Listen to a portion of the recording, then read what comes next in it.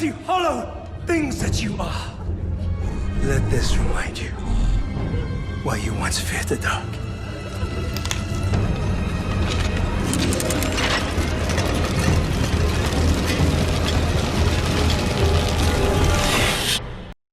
Greetings, explorer.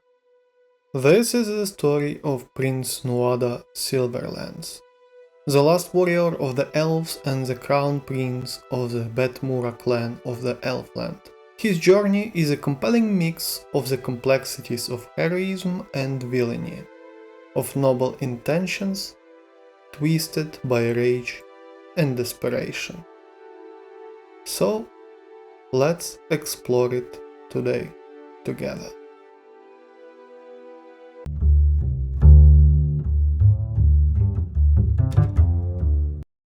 Prince Nuada was born into a world where magic realm and humanity once coexisted in harmony.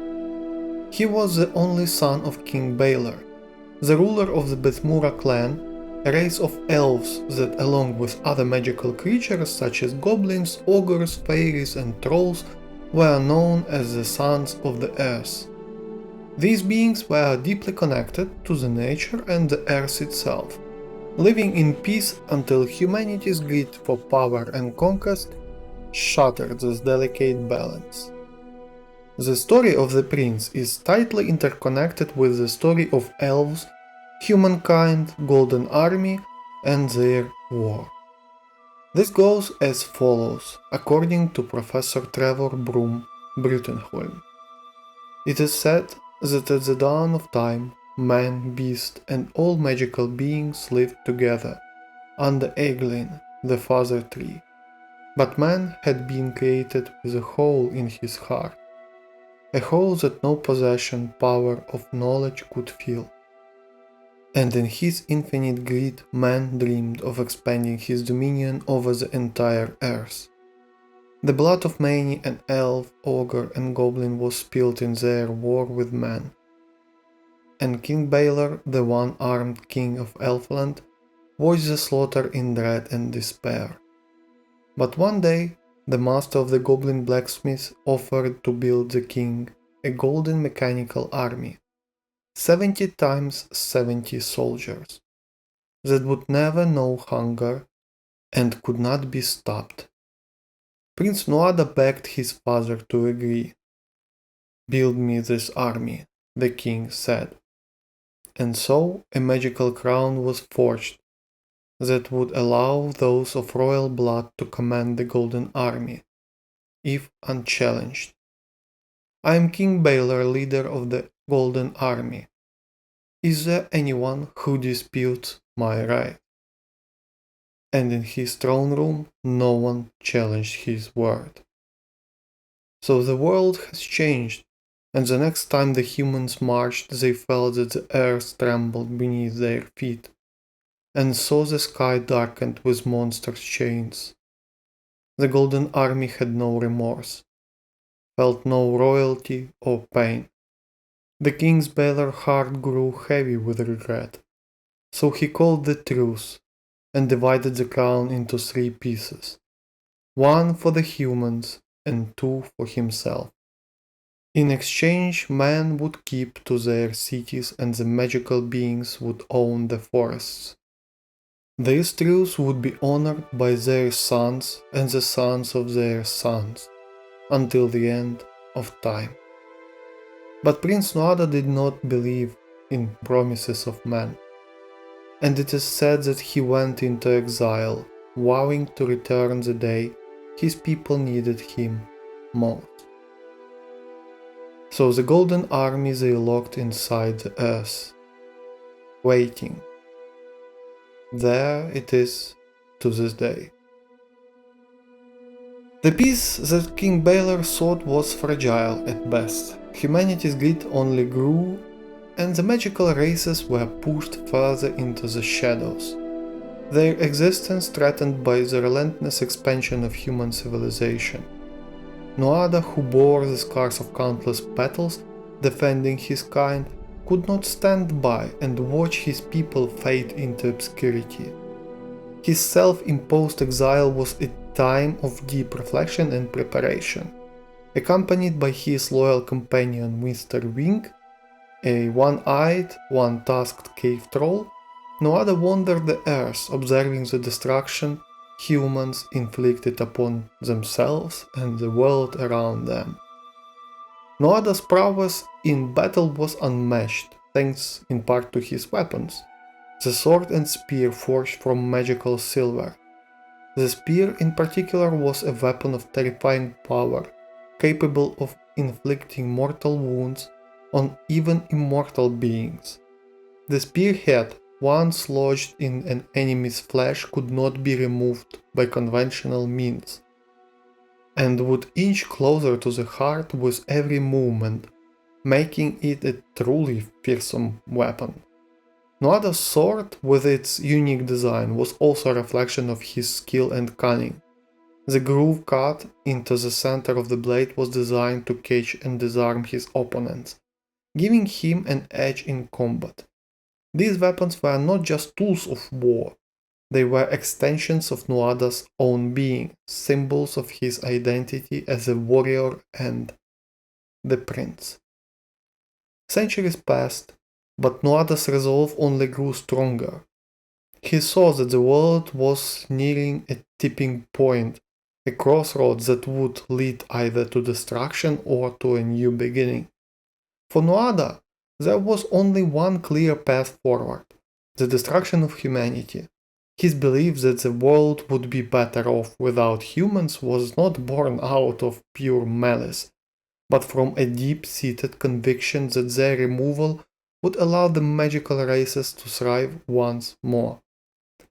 However, this belief blinded him to the possibility of coexistence and peace, turning him into the very monster he sought to vanquish.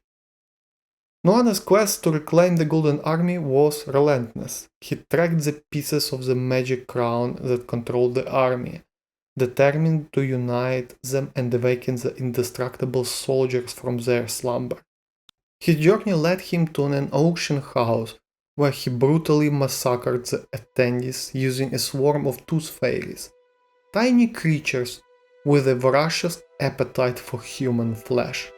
This act of violence was not merely a means to an end, it was a declaration of war against humanity. With 2 pieces of the crown in hand, Nuada confronted his father in the Elven Palace. The confrontation was charged with emotion, as Nuada tried to convince his father to see the world as he did, to understand that the time for peace has passed.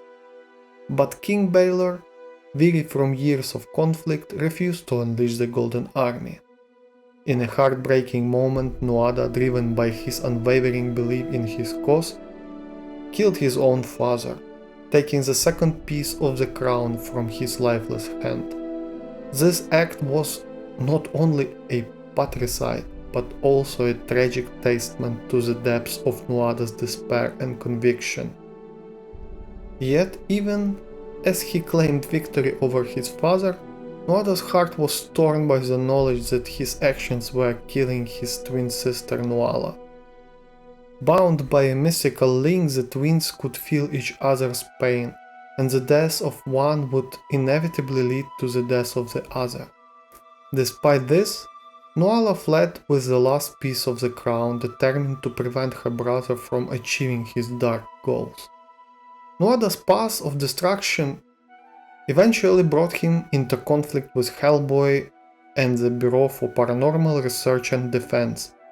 But anyway, Nuada, wielding his magical silver spear, proved to be a formidable opponent, mortally wounding Hellboy with a shard of his weapon. The spear's tip, once embedded in Hellboy's flesh, could not be removed by conventional means, slowly inching closer to his heart with every movement. Despite his apparent victory, Nuada was not without his own vulnerabilities. His connection to his sister was both his strength and his weakness. As Hellboy and his allies pursued him, Nuada prepared for the final confrontation, knowing that his time was running out. he retreated to the ancient resting place of the Golden Army where he would make his last stand. Hellboy, healed and determined to stop Nuada, arrived at the site of the Golden Army's slumber. In a so-to-say twist of fate, Ape Sapien, a close friend of Hellboy and someone with whom Nuala had formed a deep bond, this kind of unexpected and wondrous geek soul mating from nowhere, but it's pretty cute. I'm just jealous, never mind. So Ape brought the last piece of the crown to Nuada, believing it was the only way to save Nuala. And Nuada, now in possession of the full crown, stood on the brink of victory. However, Hellboy, recognizing the threat posed by Nuada's plans, challenged the Elven Prince to a duel for the right to wear the crown. This was not just a battle for power, but a clash of ideals. Hellboy, who straddled the line between humanity and the supernatural, versus Nuada, who had fully embraced his hatred of mankind. The duel was fierce, with both warriors displaying their immense skill and strength. In the end, Hellboy emerged victorious, but he chose to spare Nuada's life, offering him a chance at redemption. However, Nuada could not accept defeat. In a final desperate act, he attempted to strike down Hellboy with his back turned. Not just like a complete tricky bastard, but mostly because he truly believed he has no way back and no alternatives. So basically, whatever it takes, by all means necessary. But Nuala, knowing that the only way to stop her brother was to end both of their lives, took her own life with a dagger. As the twins shared a mystical bond, Nuada's life was also extinguished. His final words, "Nuala, my sister," were filled with sorrow and regret, as he realized too late the cost of his ambition. Prince Nuada Silverlands is a rare anti-villain character, meaning that even if he is a villain, his motivation might be clearly understood and even sympathized with, without being a weird fan of abuse and messed up narcissists like Astarion from Baldur's Gate 3 or Homelander from Boys. Presumably we would sympathize with them too, and many do, but at some point, even with all necessary background checks, their flaws are just straightforwardly broken to begin with.